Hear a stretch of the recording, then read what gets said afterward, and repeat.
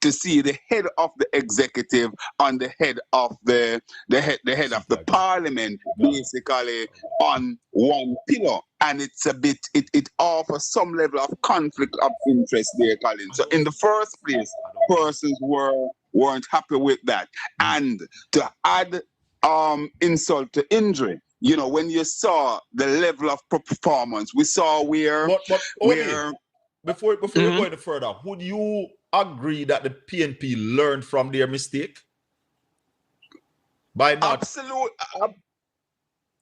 Go ahead. Sorry, go ahead. Finish the thought.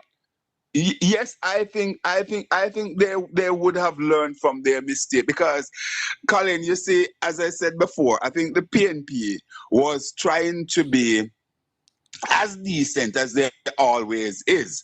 So what they did was to go along and say, well, the speaker was selected, was appointed, so they seconded it and so on. But certainly when you look at, for example, things like reports that was sent to the Obi, don't leave that yet, because one other thing I want to bring to you, that the PNP still, even though they have learned from that mistake, I don't think the PNP still learn how to behave in opposition and how to register the level of protest. And why I'm saying that, even though they did not second the Speaker of the House, after swearing in, they still go shake our hand. We saw Everard Warmington sworn in and walk out of the damn house, no shake nobody hand. Why did the PNP members still go up there, go shake Juliet Holness hand? I saw Angela Brownberg had an extensive discussion with her, and I'm saying, what the hell is this about? Is it Angela apologizing for not supporting her? Yes, and I tell you something, Colin. You see, the PNP has to understand that they have a constituents, right?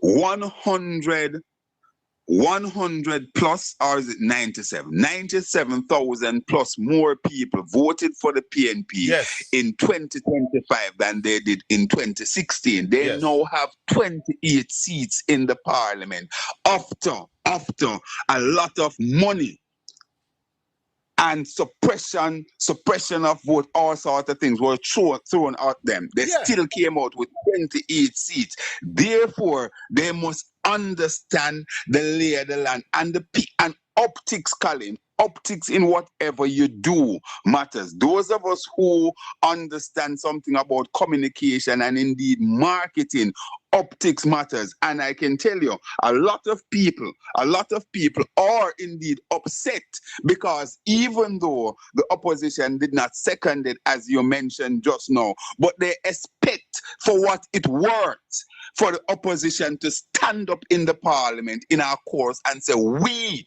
are not in support of Juliet Holness as the Speaker of the House, and let Hansard record that. Well, definitely. And then the other question I want to ask, when the director of the House, the clerk of the House, said any other nomination, why did the PNP not nominate somebody just in protest? We know who would win, but it seems like we are afraid to protest in the parliament. Why didn't we nominate somebody? That's an excellent point you make, Colin, because as I said before, that, optics make sense. And you have to understand that the PNP has to understand that they have an audience. The people are looking at them. Your people need to see a certain level of activism in the parliament. So although you said, listen, we know that the PNP has 28, the JLP has 35. Therefore, the JLP would come out on top. However, for basically just to say that, listen, we are not in support of Juliet being there, so this is our preferred choice. Yeah, we are going to nominate somebody. Why you just sit down and fool you and nominate? When I hear the lady said any other nomination, I was expecting somebody to rise and even nominate somebody else on the GLP side. There you go.